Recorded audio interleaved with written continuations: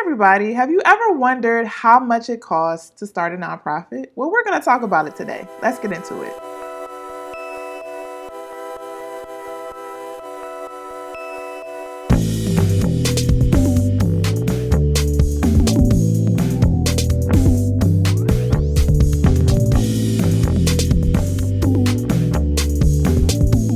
Hey everybody, this is Tiffany with Boss on the Budget. I help new and small nonprofits get up and running. If you need help with your nonprofit, don't forget to subscribe to my channel because I drop a video every single week.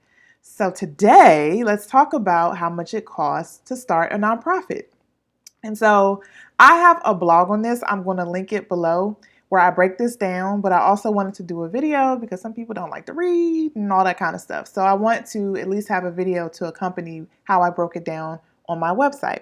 So I'm going to break down the cost into 4 major categories. And those categories are incorporation cost, fees for filing for tax-exempt status, your charitable solicitation fees, and then finally other costs. So I'm going to lump some stuff in there. And what I want you to keep in mind is that these costs are associated with starting a 501c3 nonprofit organization. That's what I focus on at Boss on the Budget, and that's what the focus is of this video, okay? So let's talk about incorporation costs. And so to understand those costs, you have to understand that starting a nonprofit happens on 2 levels. It happens on the state level first, and then if you want to pursue tax-exempt status, then you go to the IRS. So a lot of people have that backwards. They assume that they have to go to the IRS, and once they have their EIN, their employee identification number, they're set. But you actually have to incorporate as an actual organization first, even to get your EIN. So you got to establish your organization. And the thing is, every state is different. So there's one state where you don't have to pay anything to start a nonprofit, and then there are some states where you have to pay over $100. Most states aren't over $100, but there are definitely some states that cost that much. So this, category of cost, it really does depend on your state, and it depends on the state that you plan to operate in. So I would recommend it's not necessarily the state where you live, it's the state where the nonprofit will be operating in. And then you may want to consider, if you're going to do services in other states, kind of incorporating or establishing yourself as a foreign organization. Now, when you're getting into that level of detail and you're moving across state lines, I really recommend that you consult a lawyer or someone who's like a startup professional so they can help you think through that. But the cost of starting that up is just going to vary depending on whatever state you're incorporating in. So let's just say between $0 and $150 for this category of cost. That's how much it could be for you.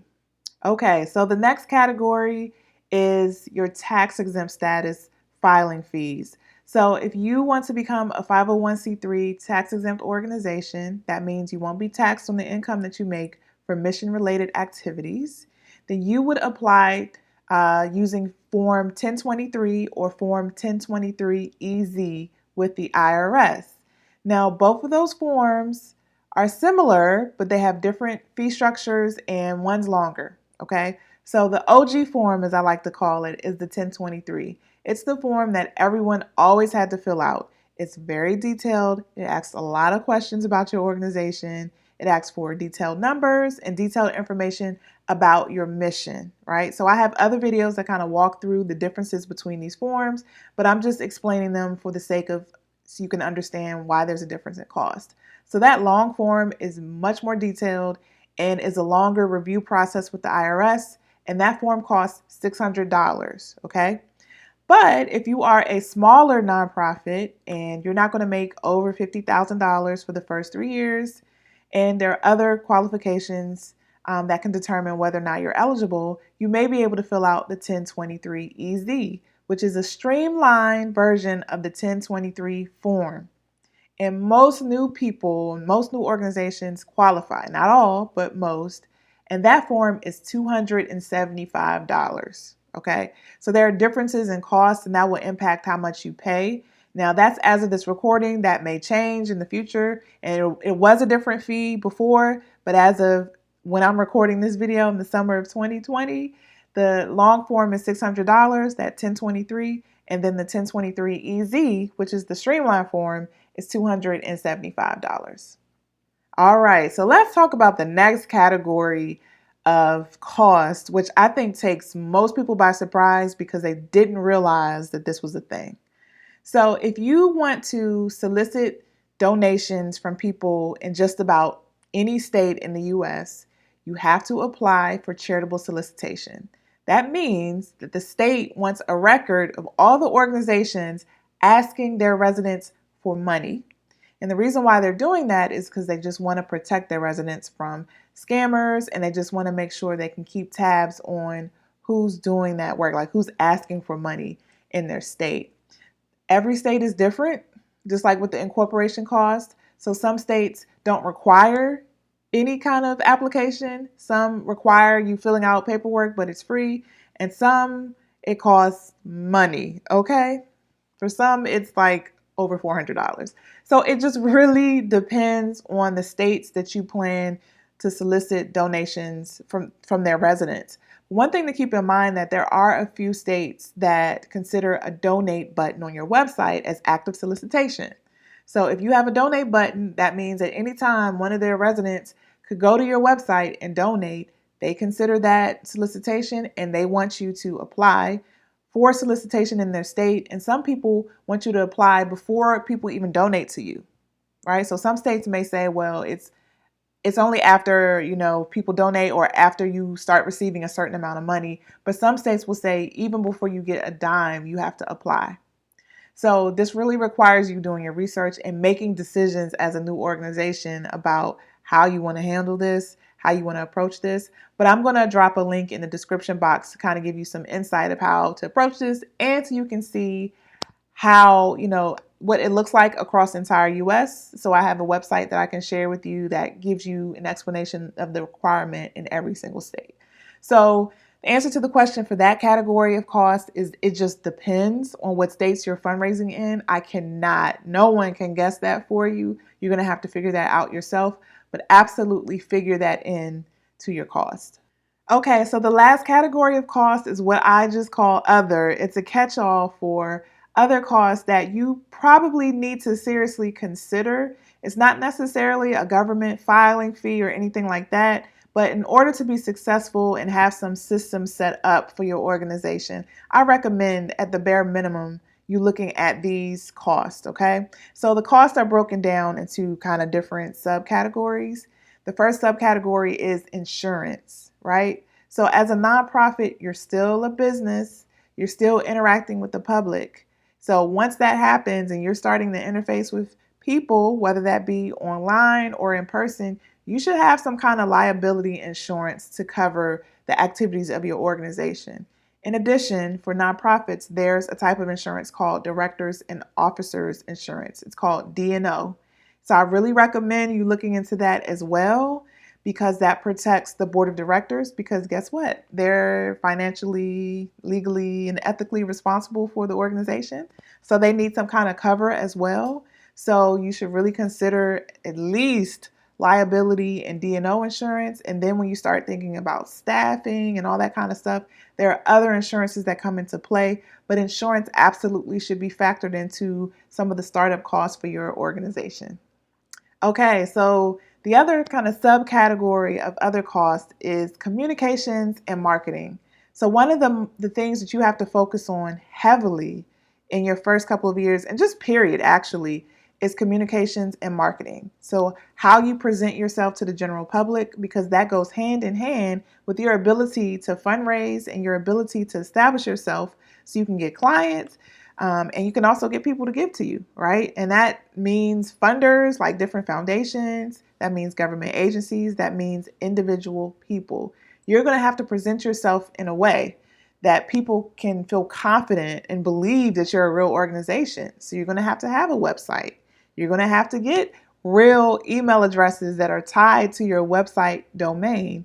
You're going to have to think about designing materials or having letterhead and having a logo so people can recognize you. And some people think that's kind of like fluff. It really isn't. It's establishing your brand. It's making sure that people can begin to recognize you. People can say, oh, that's those people. They do that. And they begin connecting the dots. Then you can begin to expand your networking and your opportunities, because more people know about you and more people can associate what you do with your image, with your brand. So that kind of stuff is really important. So I recommend you think about a designer, and there are like very, very low cost things like canva.com, which I'll drop in the box below. And then you can actually hire a graphic designer to do a logo for you or design your letterhead and all of that. You should also consider costs for your website. There are very low cost options like Squarespace or Wix that, especially in the beginning, you should consider before you kind of go to a graphic designer, because you're still trying to get you're still trying to get established and you don't exactly know everything that the organization will be. So in the beginning, start small. Start with a very low cost option, and Squarespace and like kind of drag and drop website builders like that are really, really useful, and they're not a lot of money. So that's one thing you should consider. You should also consider email and your email marketing and how you do mass emails to people, how you do mass communications to people. You may want to consider services like MailChimp or MailerLite. They're actually free to start out, so you may want to consider those as well. So I'm going to drop those links in the description box below. So these are all things you should consider when you're thinking about your communications and your marketing. So to sum up, like the other cost category, that can depend. It depends on the decisions that you make for your organization, whether you want to do, low budget things and then some high end stuff. It just depends on the decisions that you make. So I would say at the bare minimum, $250 a year, but it could go up and up and up depending on what you decide to do. So if I were to kind of add up all of the cost across all the categories that I just talked about, it depends. I hate saying that because I know you're looking for a specific answer. It just depends. But I will say bare minimum, probably around $500 at the very low end, and it could go up to over $1,000. So it really depends on the decision that you make, but be prepared to at least to have $500 to be able to establish yourself and to start. The one thing I will say is, you know how I'm saying it depends? I'm saying that because you should do the work to do your budget, right? I can't tell you how much it costs to run your organization. You should know. You should know in a year, this is what we plan to do, and this is what it's going to take, and this is how much that's going to cost. I can't do that for you. A consultant can't do that for you.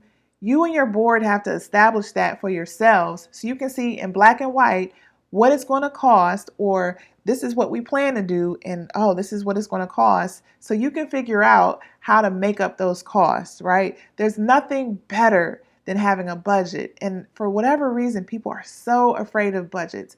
But I like budgets because it makes me dream. It makes me aspire. It lets me know, okay, I said I was going to do this year, and this is what it's going to take.